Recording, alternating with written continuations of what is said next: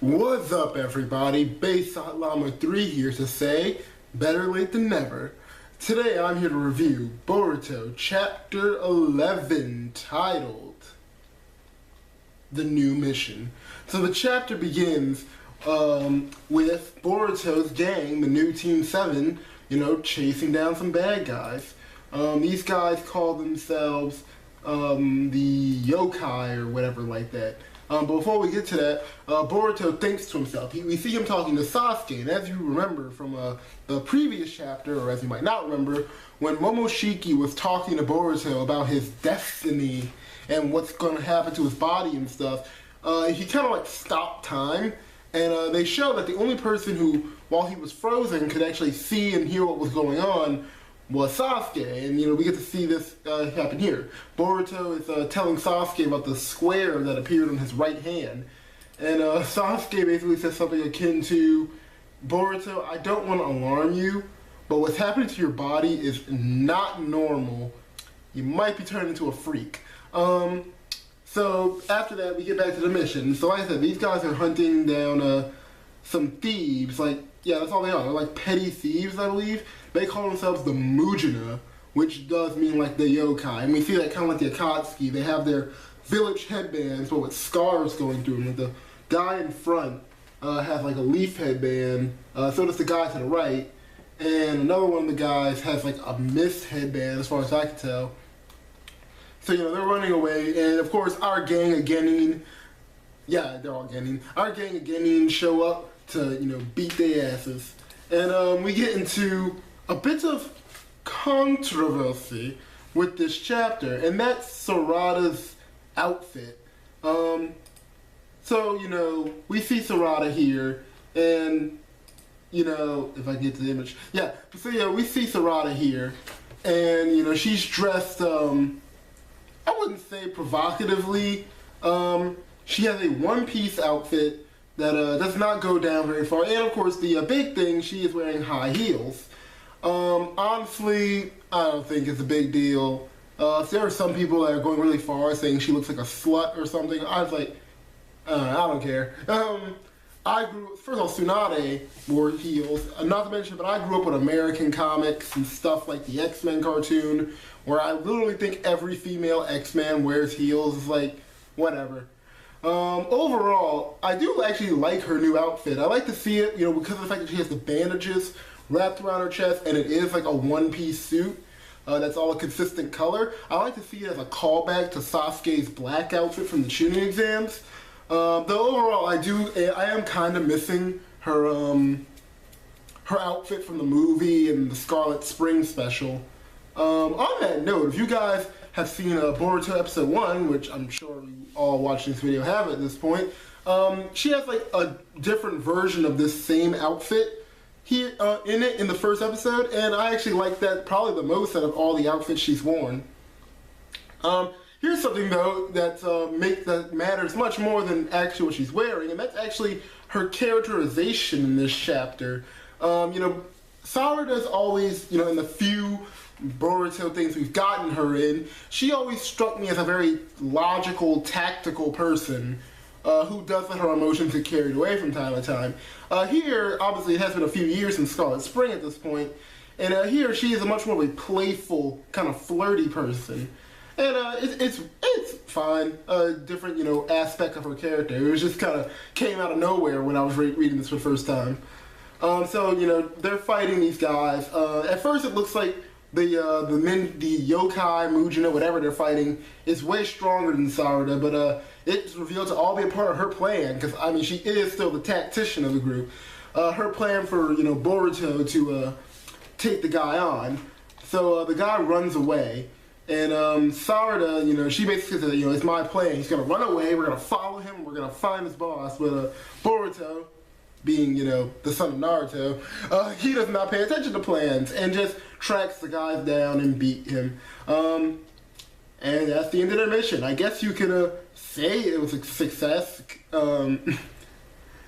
So we get back to the Leaf Village, and they talk about, what's his name? Katatsuke, the guy who made the ninja tool that Boruto used to cheat. And they mentioned that the reason why he was crazy enough that despite being a trained ninja, he ran into the fight with Momoshiki and Kinshiki and tried to show off his weapon, is that apparently he was under some type of mind control jutsu. You know, Ibiki and Sai are the ones who realize this. And now his mind's back to normal, and he feels awful for what he did, because as you know, you all know from both the movie and the manga version, the Kages defeated Momoshiki, but it was Katsusuke's weapon that gave Momoshiki the extra power he needed to get back up and beat them all down some more. And they say that he's in shock over what he did. And Naruto even asks them, like, hey, do you think Boruto was under mind control? And they're like, no, Boruto actually cheated. Oh, hi, Mirai. But yeah, so back to what's going on. Shikamaru mentions the leader of the yokai guys they were chasing on. He's one of the top names in the bingo books. His name, Corpse Clone Shoujoji. So I'm guessing he's going to be our first enemy, our Zabuza, you could say. Basically, they state that he has the ability to mimic people's voices, appearances, and memories. Other than that, we don't really know much about him. We kind of see like a shadowy picture of him here. If you look closely, you can see a few rings in his eyes. Does this guy have Rinnegan? No, he doesn't. So back to what our heroes are doing. Well, first of all, they mentioned that the feudal lord is in town, and we actually see the feudal lord. It's not the same guy that it always was. And we see his son here, and he basically just tells his son to go off and do whatever while he's doing important feudal lord stuff. Luckily, this kid got money, with his... And now we get into the thing that I never thought I'd say in a Boruto review. It's time to do. Yeah, there are Yu-Gi-Oh cards in the world of Naruto. Or actually, no, they're much more like those cards, that Naruto trading card game that no one ever played, and they would give you cards for it if you bought the Storm games. Like, I know Storm Evolution and Generations came with some. Kind of like Dokkan Battle, if you ever played that, they have SSRs and stuff. So, Boruto, he bought the pack, and it comes with an SSR 7 Fukage, Naruto Uzumaki. And, of course, they're just like, he's just mad because it's a crap card.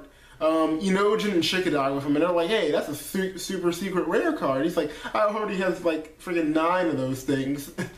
So, he buys another pack and doesn't open it, and they're just somehow like, they really got in the trading cards for some reason. Even Sarada, who thinks it's stupid, mentions how, like, it's kind of funny how all the boys in town, except for Mitsuki, have gotten into it.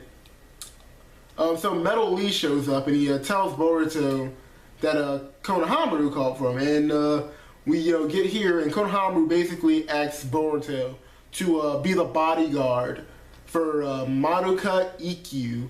Not Madoka Ikkyu, Madoka Tento, Madoka Ikkyu's son, the son of the feudal lord.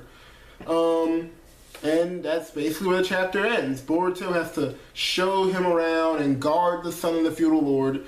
The feudal lord's son, very much so, is like a very prim and proper, looks down upon the poor. Like, he's about to shake Boruto's hand. He's just like, your clothes are really shabby, aren't they? Basically, he's an asshole. And, of course, the chapter ends with Boruto just like, I don't want to do this, but I guess I got no choice. I mean, hopefully I won't kill this kid. And, yeah, that's the end. So I'm guessing this first arc, however many chapters this lasts, it's going to be focused on this corpse clone guy. We're probably, if I had to guess, this Madoka character, the feudal lord's son, honestly, he gives me huge Inari vibes. If you remember Inari from the original Naruto Zabuza Haku arc, like, he's gonna be like a jerk, and then later on we're gonna learn some stuff about him. We already see in this chapter that he's kind of like Boruto. He has daddy issues. But other than that, it was a good chapter, completely original. Also, I got this buddy right here, Boruto Naruto Next Generations Volume 1. There's a few things to mention about it. First of all, I'm really dumb. See, Boruto's name translates to bolt, and I always thought that meant like lightning bolt, which makes sense since Boruto does have a lightning style chakra nature.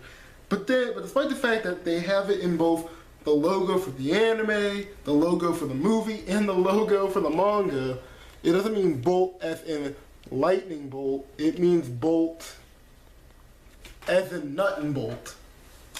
Really kind of dumb. Other than that, it doesn't cover very much of the manga, obviously being monthly. It has the first 3 chapters in it, which goes from the beginning all the way to the capture the flag portion of the shooting exams. But one thing I want to mention about this first volume that I didn't think they were going to do, but I'm glad they did, is that at the very end, they do include the Mitsuki one-shot that Kishimoto made a few weeks before the Boruto manga started. The one giving us Mitsuki's backstory as to how he was born and how he ended up in the Leaf Village. And of course, gave us Sage Mode Mitsuki. So overall, glad I picked this up. I mean, I own a complete Naruto collection. Of course I'm going to get Boruto.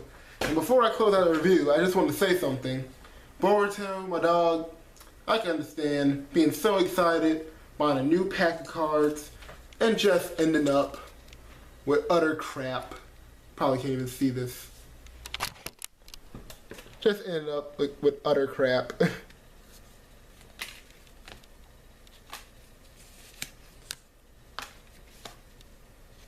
This bit's going by too long. You didn't see any of those, did you? Oh, whatever. Base Llama 3, signing out.